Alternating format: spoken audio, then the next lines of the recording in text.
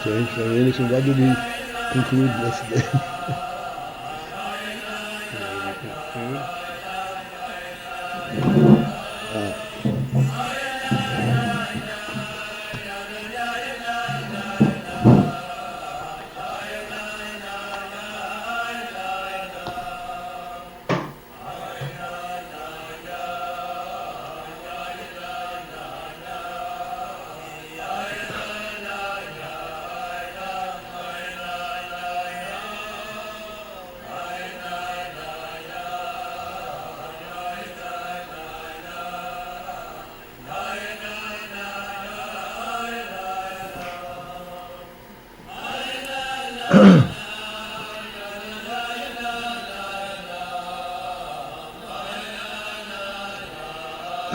So we will start on the line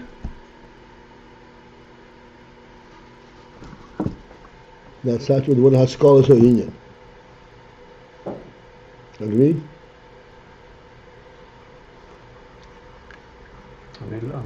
You look inside, where is that? That is The new 7 page. lines. Okay. What? Down. Haskalat or AYIN. Talking about chochem godel.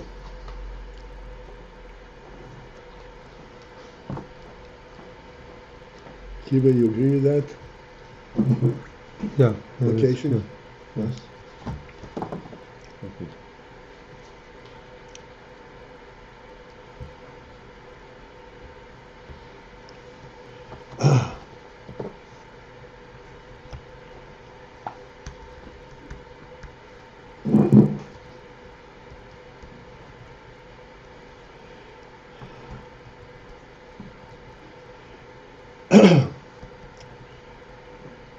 Alright, so we're being presented with the finer elements in sechel, of sechel.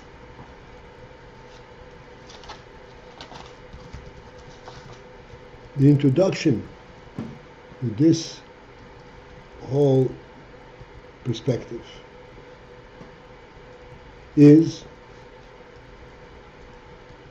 that sechel is a neshamah spirit, a neshamah emanation.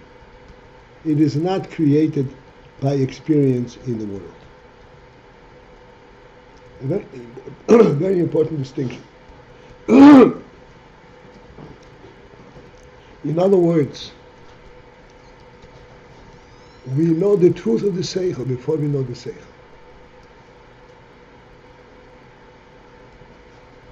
Not only we know this, we have the truth of the sechel before we even begin to know it.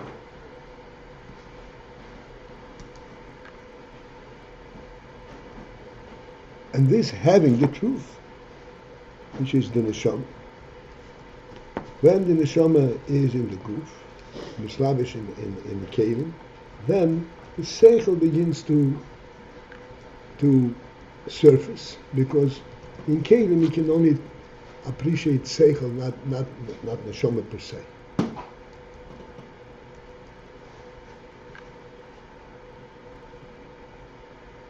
And the sechel itself emanates in this gradual manner. First there is chochmah.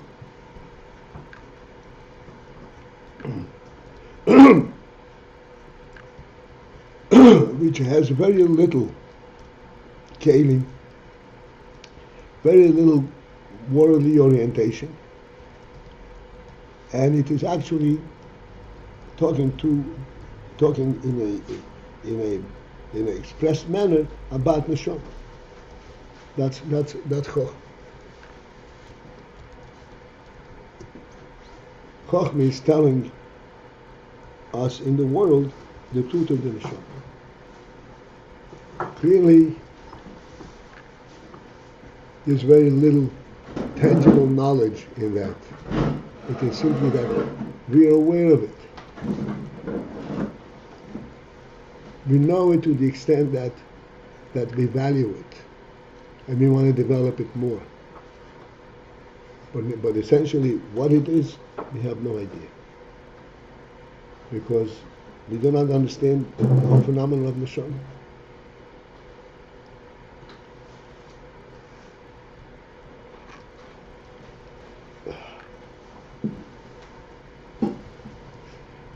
this initial knowledge of chochmah, this is the basis for all knowledge of world that eventually develops.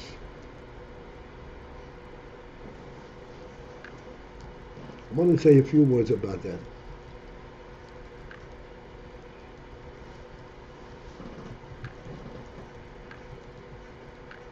And the reason I want to say a few words about that is because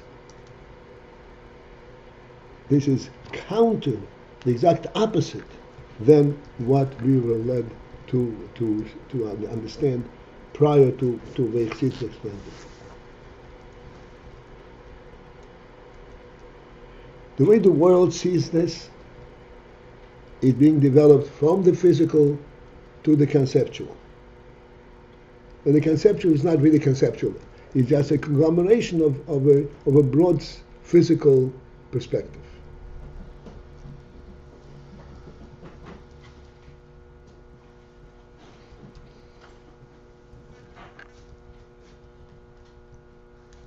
I don't know if I need to elaborate more on this. Just one word.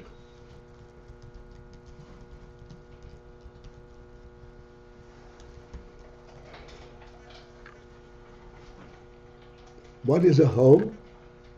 When people need a place to sit, and a place to sleep, and a place to eat, and they put it all together in one room, or in a house, it's called a home. And then you feel comfortable. They have all their needs in one location. And as we spoke many times, a home is a fundamental human reality. It goes all the way to the point of defining what is a human being.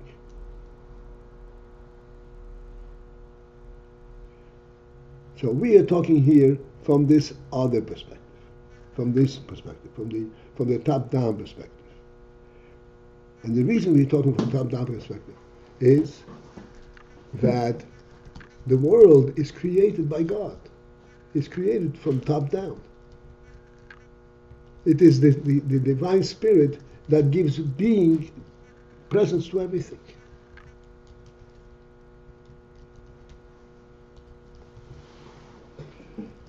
Thus, when we say chochmah provides for everything that follows, chochmah is a spiritual, perception. And that provides for whatever surfaces and identified in Bina. Not only that, that provides for that which surfaces eventually in Midas and in Machshava Dibur Ma'aseh. And Chochmah is the one, is that initial spirit that gives it reality.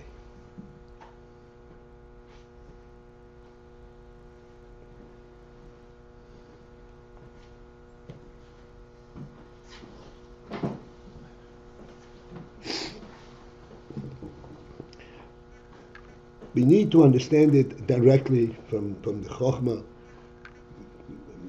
concept itself. But I'll give you, so to speak, a mashal, so we can kind of have an orientation.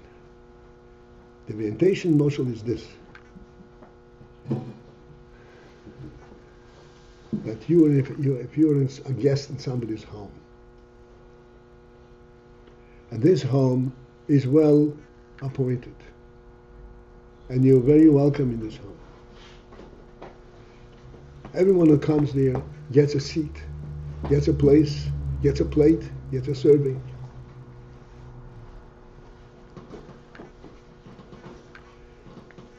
What makes this entire scenario, this entire experience real? Is it the place to sit? Is it the plate of food? Is it the service? Or is it the presence of a host? The real source of this, the Holy Spirit behind this, is that you are a guest in somebody's home. And this is what provides for everything else. To the less detail, where you say, you sit in this seat, you're comfortable here. Nobody's going to push you off the seat. Because the host himself puts you down here. And the nimshal for this is the way that all of chochmah is based on. This is right. This nimshal for this is chochmah has the sense of the divine reality in the world. And this is what gives you, so to speak, the basis for all existence. And therefore from this you draw all the other phenomena, all the details and all the functional aspects.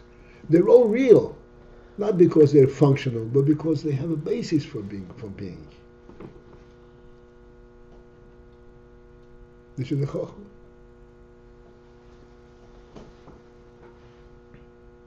Why do they have a basis? I'm not going to go there. We already discussed it in the past.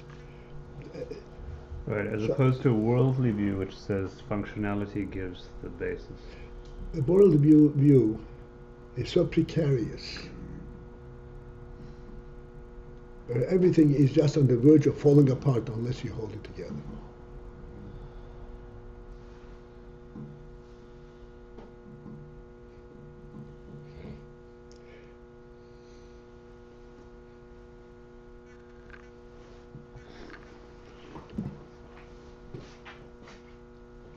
How did you guess?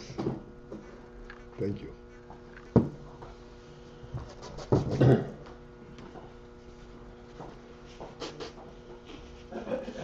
Okay. Can I have one, please?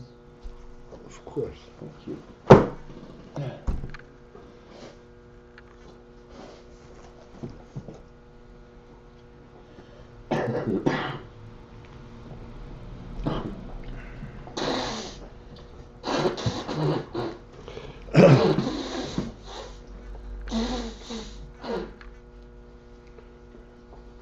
What's the matter? Look for a cup for Rabbi. Oh, Yeah. it's okay.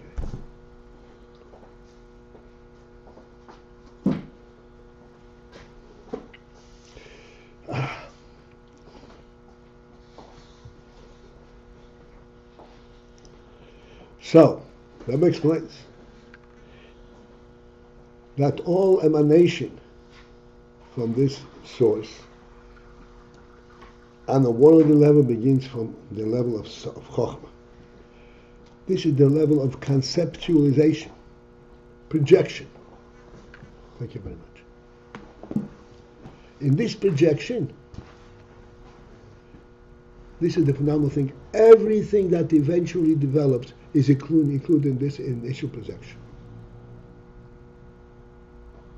Just as in our moshel, if a person projects a house, a home, he thinks of a home in a very simple, narrow perspective. But really, in that recognition, in that concept, is included everything that a home stands for. From this initial concept sprawls the bed and the dining room and the kitchen and everything else. Of course, it's a home. It has to have this. It comes automatically.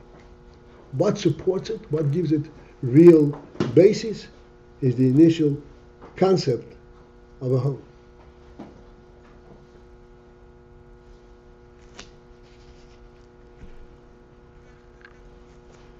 So, normally the Rebbe says this chochmah contains nothing but the nekuda.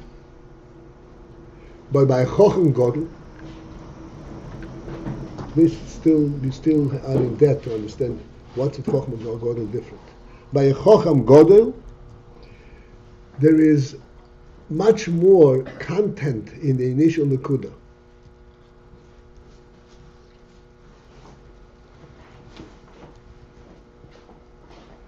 As a matter of fact, by Chochem Godel, everything is included in that Nekuda. But it's Behelim. It's not yet surface, it's not yet identifiable. But nonetheless, it is there. What does it mean it is there, but it's not identifiable? What's the value of its being there? And why do we say it's there? And why Dafki a Chochem Godel? What's a Chochem Godel any different than anybody else? Everybody needs a bed. Everybody needs a seat.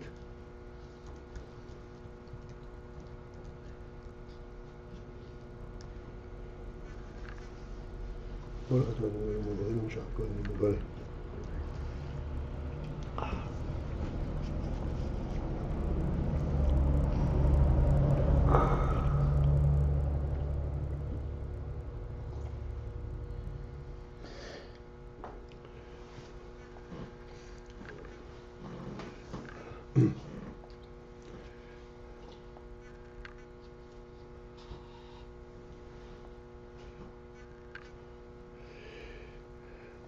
not going to go very far, very deeply into this.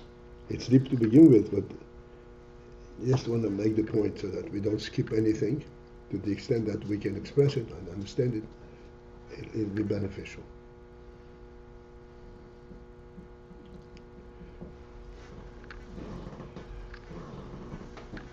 We are speaking the whole time of chochmah, and we say that chochmah is a top-down emanation. Chochmah does not come to be by kind of a reactive mode of experience. You need this because you're lacking this. It comes top-down. It tells you, the neshamah tells you what you need. Essentially. The initial rotzen and all that way it tells you what you need. And here is where we can understand the difference between an ordinary person and Chochem Gadol.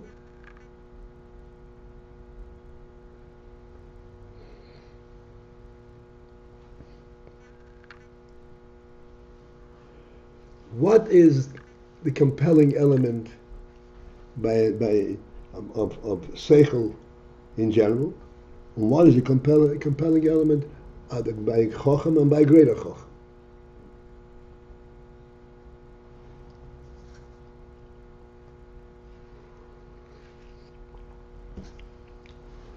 The compelling element of sechel, to begin with, on an ordinary level, is that, yes, indeed, I have a neshamah, but I also have to function in the world.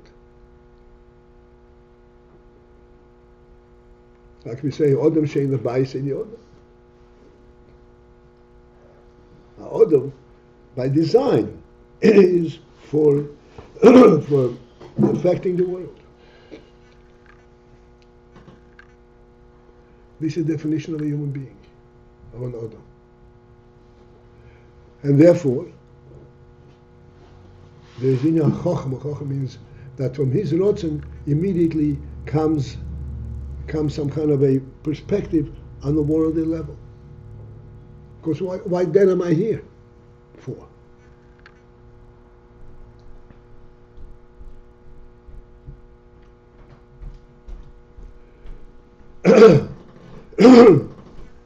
And here is where there's a difference between an ordinary person and a Chochem Gadol.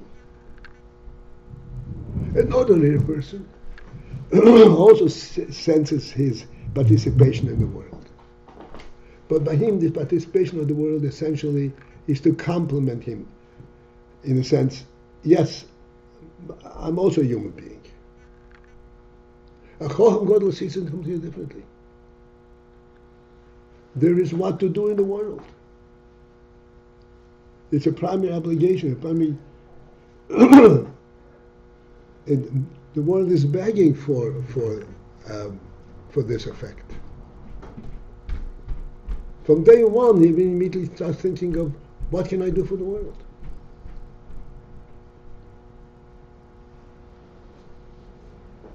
Avraham Avinu, when he first started out,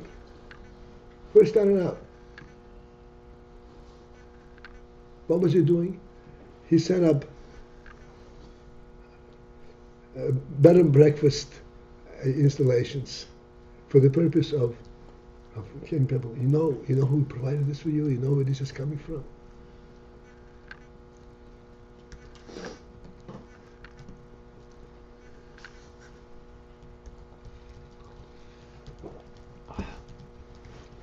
The point here, his perspective is what can I do for the world rather than what can the world do for me, or how can the world complement me. Fine, but does that tell us something? The point here is that his chochmah, or the nakuda that he has, is more pregnant. He has more that is within that point that he's bringing? You said there's a greater reality behind it. It's Much- not just a personal. okay, a greater reality. So in a way, he's getting different points. He sees things. He sees other points of truth. True. His point is it's other. Let's understand it. It's other but the same. Because where does any point come from? From the fact that there's a creator. Yeah. So if it's the same, seemingly it would house what it would be as potent as everybody else. And this is what the Rebbe said. The whole distinction is what degree is his chochmah on the functional, in a practical, in a revealed manner. Chocham Godel. Chocham Godel has a broader perspective of things.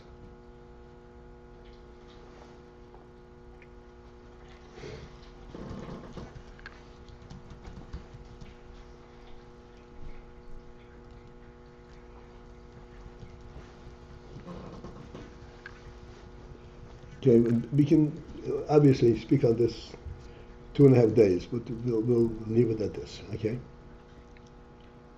So the Rebbe explains that Chocham Gadol in the Nekuda, they're already included. Let's see the words inside.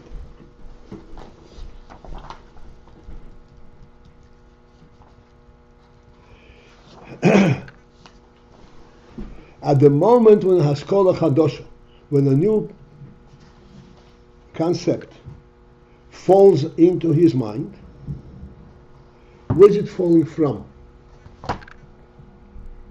It's falling from the rotzen, from the nefesh. But falling means it falls out in an effective and an impressive manner.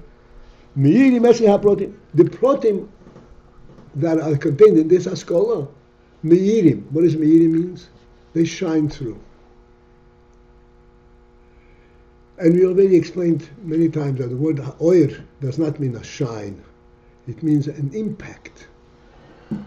Oh, there is so much in this.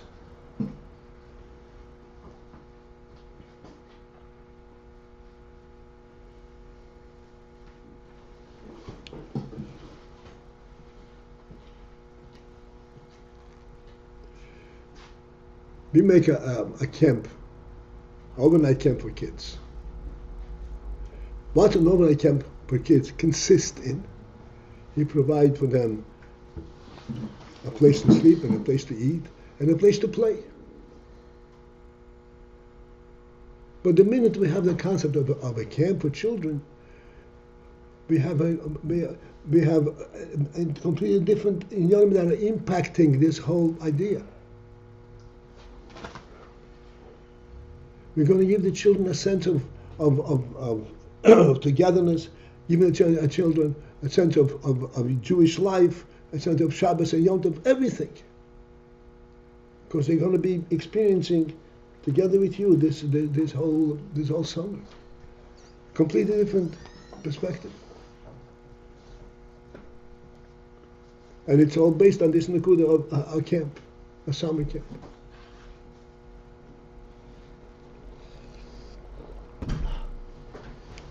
The Rebbe had said a summer camp is a phenomenal resource because the child is with you 24/7. The child lives in a Torah environment for 24/7.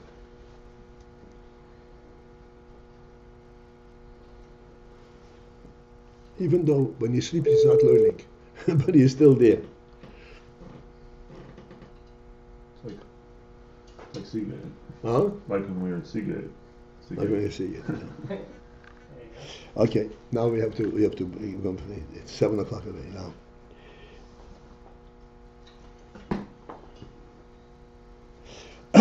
Okay, you said we started from the line haskalat AYIN. Umashe be his galus. So this is all in a makif element, in overall perspective that everything is contained there in an akudah. But Masha B'Hisgalus, that which is B'Hisgalus, which is recognizable, Hu Rak Nekudas HaSichli Levad. Nekudas HaSichli Levad is just the point, the Sichli, the sense of it, that is recognized at that point. V'zeh vada in parentheses, v'zeh vada and now also for sure, she'ein shom klal libo yeshish b'mtzius. There at that point in the Nekuda, there is no extensive oisius of letters, meaning extensive means of explaining what am I thinking about, what is this about. There's no way of expressing it.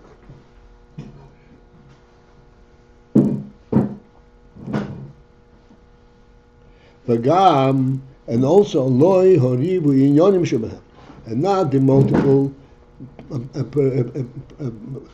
inyonim prospects, means of expression, means of experimentation, in which the Inyan Sichli can ultimately be grasped.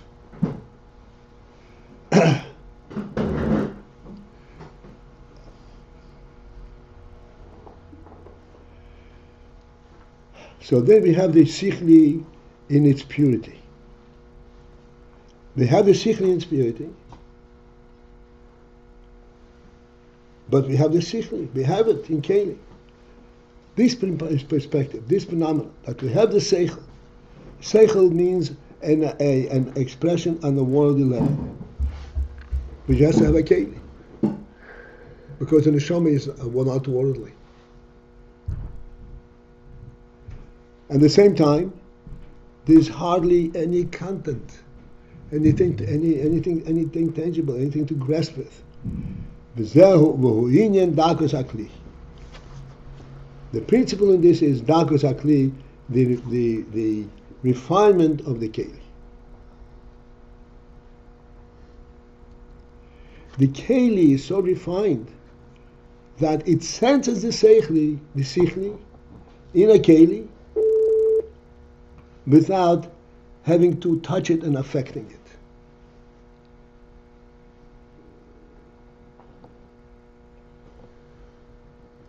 And for this reason, so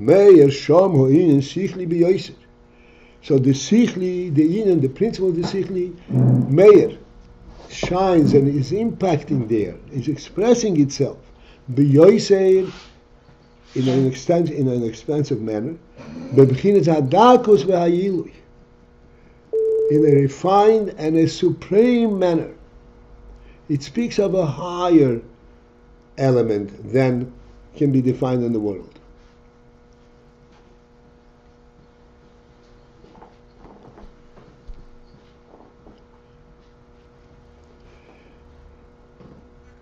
So you recognize the sechel between us hadakus v'ha'ilui.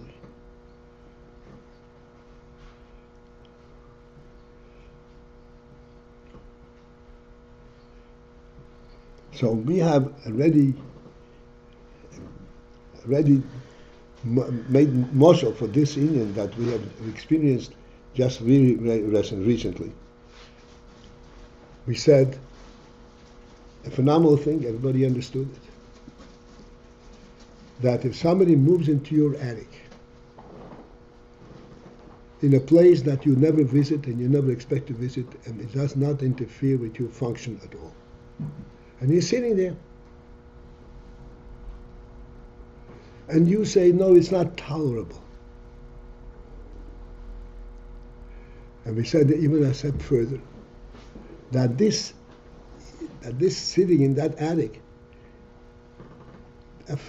touches you more deeply than even if you were to move into your home, into the living room.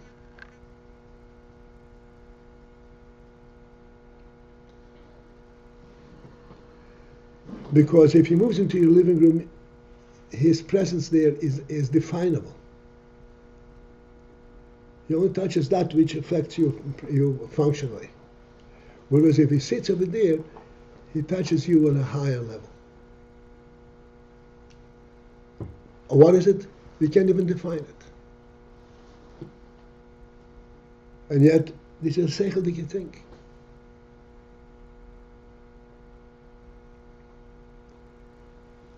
So this is a kind of a sechel that is hard to define even, but it's there.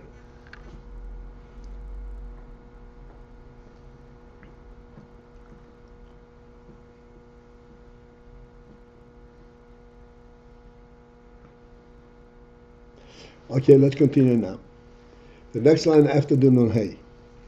V'kasher boli de hasogo. Then further down, when this concept comes down to the point of hasogo, of comprehension, meaning that we have a real grasp, a tangible means of relating to it. Shenitfas, where it's grasped, behar beyoisis ubinyanim rabbi, with many letters, meaning we can describe it in all kinds of different formulations of words, and also many examples, many situations.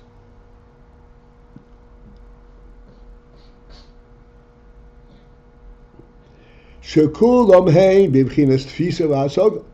all of these emanations are in a state of tfisa v'hasaga, of grasp and comprehension. In other words, once it goes into descriptive formulations and many different illustrations, then you can grasp the idea. It has a tangible presence. At that point, mismaid ha'oir harbe. Then the oir is reduced a lot.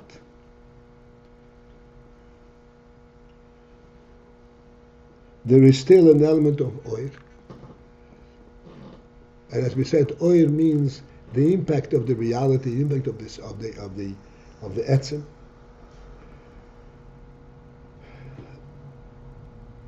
And therefore there is still oir, but it's reduced a lot because there are practical ramifications.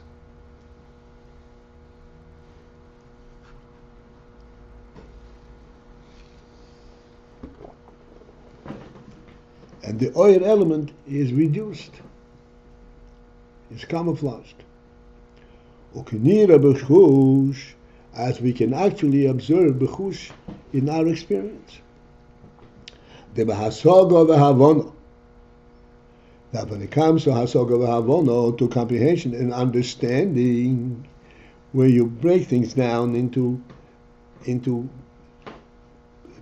tangible elements, and you put things together in a structured manner. So when it comes to that point, hagam shemusa ha-inyan yesid, although that the inyan itself, the principle, is understood better, but nonetheless, harim misalein bechinas dakus ha'oir shel hasichli. But the fine element of the oir,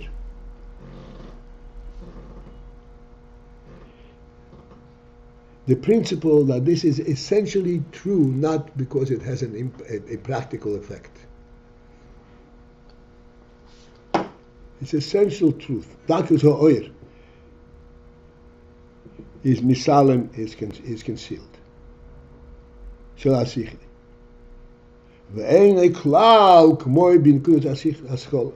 And it is no longer at all in that same power, and that same clarity, and that same impact as in the nekudas haskalat, as it is in the nekuda, in the initial principle.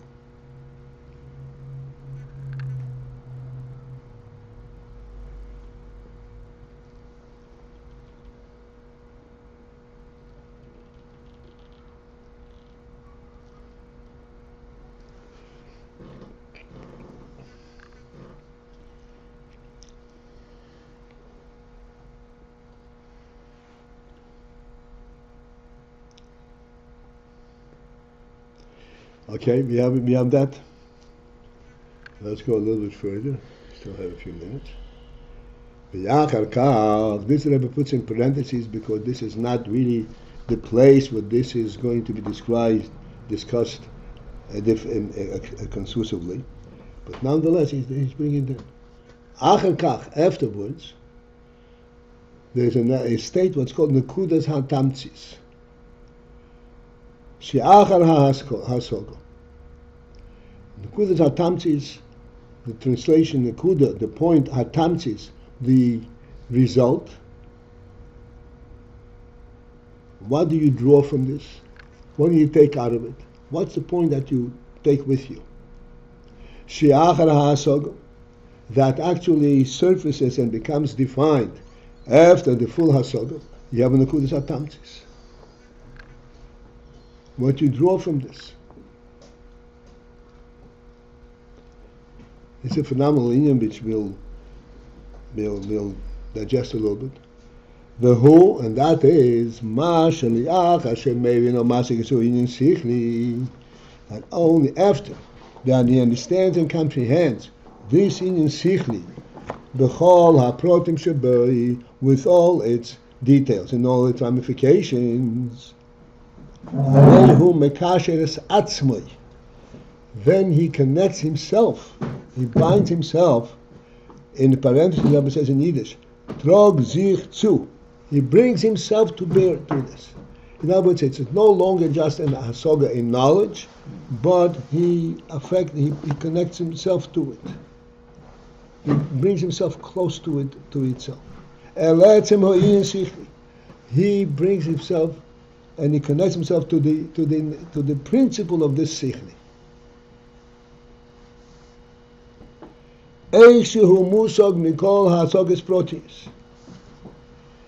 He contemplates and he experiences and he sees how this sichli is comprehended from as a result of all the individual aspects that he understood, and how everything points to the same principle, and that everything is illuminated by the same initial truth. This is called nekudas hatamtzis. Everything comes together. All the protim are there, but now all the protim are back, dedicating himself to the principle nekuda, rather than being protim individual. It's different than das then. It's not. Well, John, one second.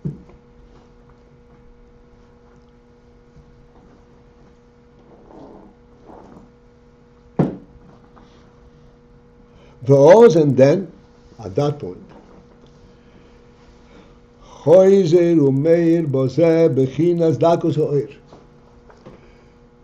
it comes to this level, this state, nekudas hatamtzis, where he takes all the protim in the hasaga and he connects himself to it.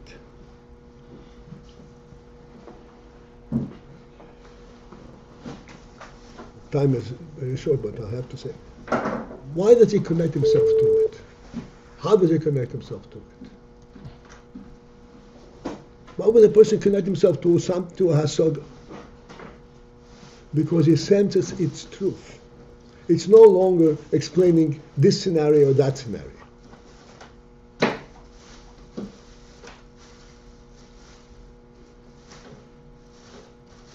So then he brings it close to himself, bring himself close to it.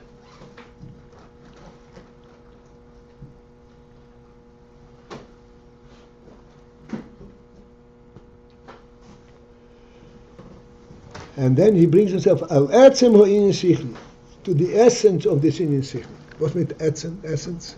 What does etzem means? What makes it true? Not how it works out.